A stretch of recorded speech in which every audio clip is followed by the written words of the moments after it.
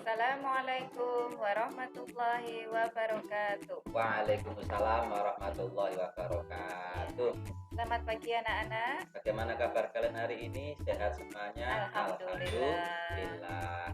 Mari anak-anak, sebelum belajar kita mulai, kita berdoa dulu bersama-sama. Cukup dengan membaca salam baca bersama.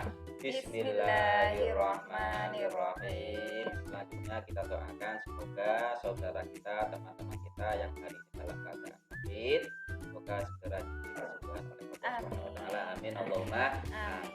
Baik Bu Mary, sekarang kita akan Iya. belajar apa Bu Mary? Sekarang kita akan belajar dari tema 6. Masih di subtema 1, pembelajaran 5. Oke. Untuk tema 6 ini kita masih belajar tentang energi dan perubahannya. Jadi seputar itu ya. Kalau kemarin-kemarin PB 1, 2, dan 3 itu tentang sumber energi, ini pun tentang sumber energi. Tapi sumber energinya untuk PB 5 adalah tentang bahan bakar ya. Baik, sebelum kita masuk ke tentang bahan bakar, alangkah baiknya kita Kalian lihat cerita siapkan dulu ya yang ada di buku halaman Iya, 39. dibuka halaman 39. Di situ ada teks bacaan, ada sebuah peristiwa ya. Bu Guru bacakan dulu.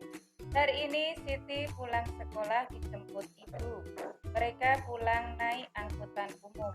Siti senang pulang bersama ibu. Tiba-tiba mobil yang mereka tumpangi mogok. Ternyata mobil itu kehabisan bahan bakar. Para penumpang terpaksa turun. Mereka mencari kendaraan lain. Begitu pula dengan Siti dan ibunya.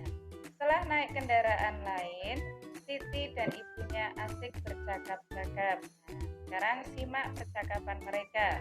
Bu Mary jadi ibunya, Pak Ulin jadi Siti. Baiklah. Yuk, Pak Ulin mulai dulu. Siti, Bu, mengapa ya angkot tadi mogok? Sebab bensinnya habis. Kalau bensinnya habis, mesinnya tidak dapat hidup. Akibatnya mobil tersebut mogok. Berarti bensin sumber energi mobil ya Bu? Benar nak, bensin adalah salah satu jenis bahan bakar minyak untuk kendaraan. Bahan bakar minyak terbuat dari apa ya Bu?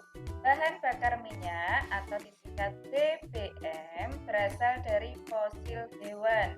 Fosil hewan adalah hewan yang mati dan tertimbun di dalam tanah jutaan tahun yang lalu. Berarti sulit ya Bu memperoleh BBM itu? Iya nak, butuh waktu yang sangat lama. Apakah BBM hanya untuk menghidupkan kendaraan Bu? Oh tidak, BBM itu bukan hanya untuk kendaraan. BBM juga dapat digunakan di dapur untuk menyalakan kompor, di pabrik untuk menghidupkan mesin-mesin pabrik. Jadi, di mana saja BBM banyak digunakan. Lama-kelamaan dapat habis ya Bu? Betul nak, oleh karena itu kita harus menghemat penggunaan BBM. Mengapa? Karena cadangan BBM di bumi makin sedikit. Oh begitu ya Bu? Iya nak, wah kita sudah sampai. Ayo siap-siap turun. Oh iya Bu. Jelas ya, dari percakapan tadi bisa kita ketahui ya Pak ya, Iya. bahwa yang namanya sumber energi selain dari matahari, air ataupun udara, ya itu ada juga yang namanya BBM, bahan bakar minyak. Jadi Ya. bentuknya benda cair ya Bu Benda ya? cair betul sekali, dan itu memperolehnya sangat sulit, maka kita harus menghematnya. Bisa jenisnya itu kalau di kendaraan itu bensin ya Pak. Bensin, Ya. ada solar, Iya, kemudian kalau di rumah di kompor itu berarti ada minyak itu zaman dulu. Kalau iya sekarang kan minyak gas tanah gitu ya, termasuknya ya minyak tanah. Minyak tanah. Kemudian kalau di pabrik-pabrik itu juga bisa dipakai ya bensin biasanya. Oke. Nah, sekarang pada halaman 41 ya, setelah kalian tadi membaca isi percakapan, tuliskan paling sedikit 3 hal yang terkait dengan sumber energi. Guru kasih contoh ya. Yang Sesuai pertama dengan ada percakapan, sesuai dengan percakapan. Yang pertama adalah BBM. BBM itu adalah bahan bakar minyak berasal dari fosil hewan. Itu bisa jadi yang pertama. Terus Pak Ulin bisa menambahi mungkin yang lainnya? Ya. Jadi terkait dengan percakapan dengan sumber energi tersebut, kalian bisa menuliskan yang terkait dengan bacaan tadi, bahwasanya BBM lama kelamaan bisa habis. Ya, Itu juga kalian bisa juga tulis. bisa, ya.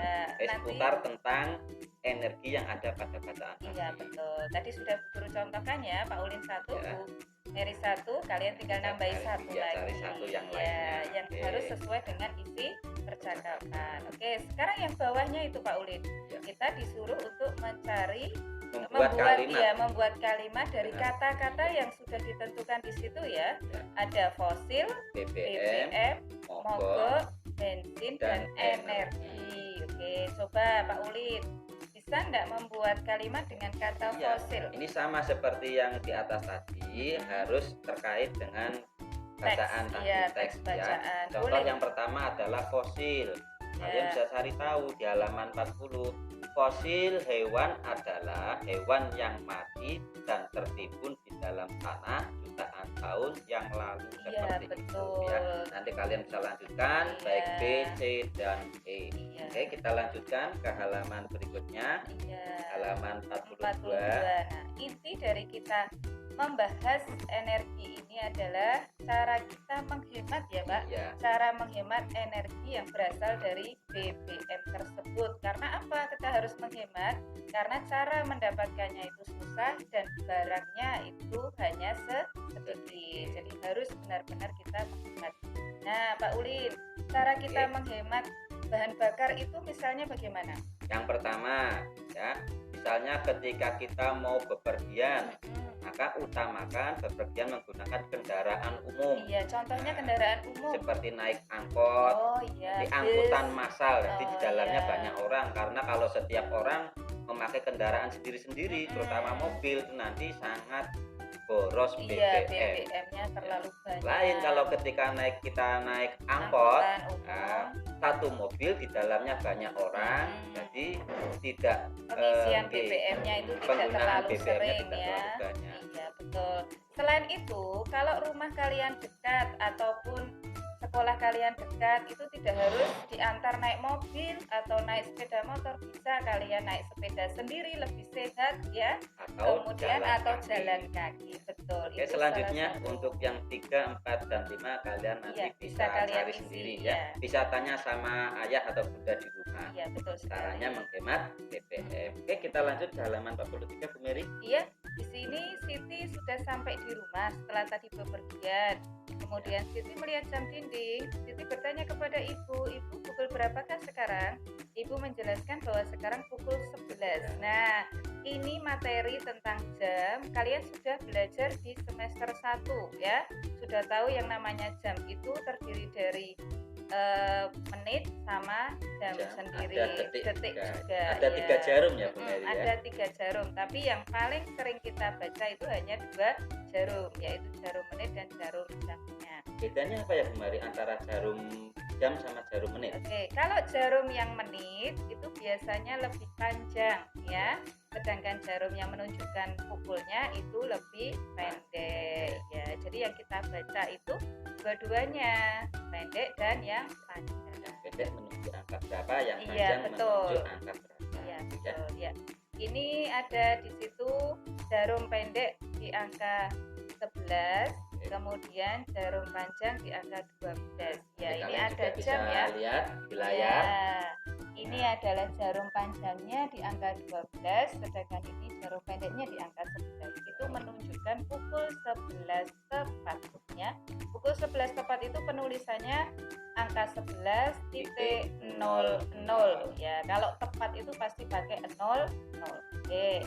Sedangkan kita geser lagi, Pak, ke angka 3 ya. Kita geser ke jarum angka panjangnya bergeser ke angka 3.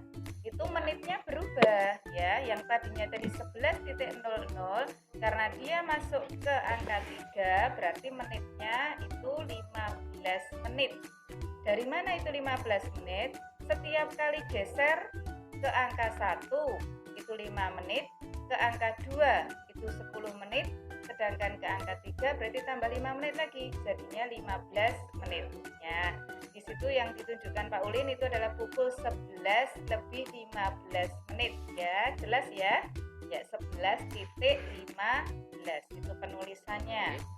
Yang di sebelah kiri titik itu jamnya, yang sebelah kanan menitnya ya. Iya, betul. Ya, 11.15. Oke.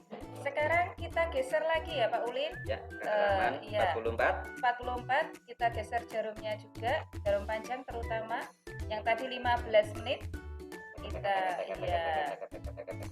Oke, sekarang ke angka 6. Ya, tadi 15. Kemudian bergeser ke angka 6 berarti jalan 3 langkah lagi, berarti ditambah 15 menit lagi ya. Jadinya itu menunjukkan pukul 11.30 menit. Penulisannya ya, 11.30. Yang perlu kalian perhatikan anak-anak, setiap kali jarumnya itu berada di angka 3 itu pasti lebihnya 15 menit. Kalau di angka 6 pasti lebihnya 30 menit. Sedangkan nanti ada juga di angka 9. Nah, kalau di angka 9 berarti menunjukkan ditambah 15 menit lagi. Tadi 11.30 ditambah 15 menit lagi. Berarti 11 lebih 45 menit. Ya, 11 lebih 45 menit. Jadi kalau menit menunjukkan 45 itu pas di angka 9. Itu 45 menit ya. Guru harap dengan penjelasan ini yang cukup sederhana kalian paham ya, karena kemarin-kemarin kita juga sudah kalian nanti semester bisa 1 berlatih pada halaman 44 ya, nanti. Ya. Itu ada halaman 44, nanti kalian gambar jarum panjang dan jarum pendeknya sesuai dengan petunjuknya. Pukul 7 jarumnya di mana, baik jarum pendek maupun jarum panjangnya gitu ya. Oke, kita lanjut ke halaman 46. Iya. Untuk halaman 46, selain kalian itu harus bisa membaca jam, kalian juga harus bisa menghitung lamanya waktu ya. Jadi berapa menit, berapa jam suatu kegiatan itu dilaksanakan. Itu contoh ya pada halaman 46.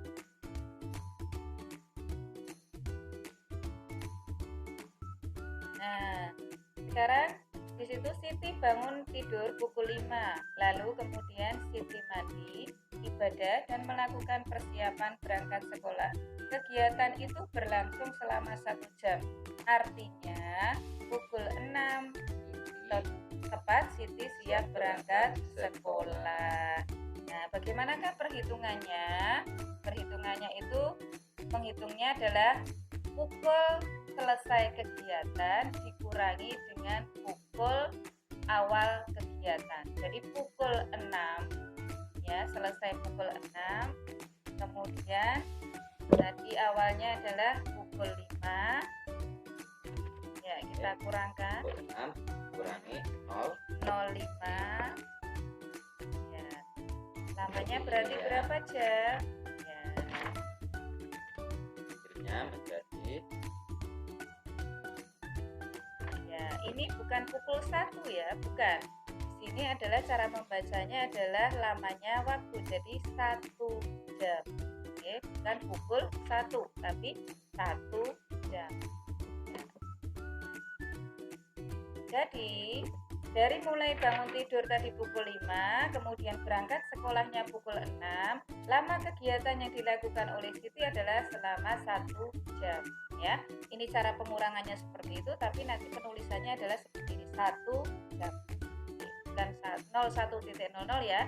Kalau 01.00 itu ketika kalian mengoperasikan ya pengurangannya. Ya.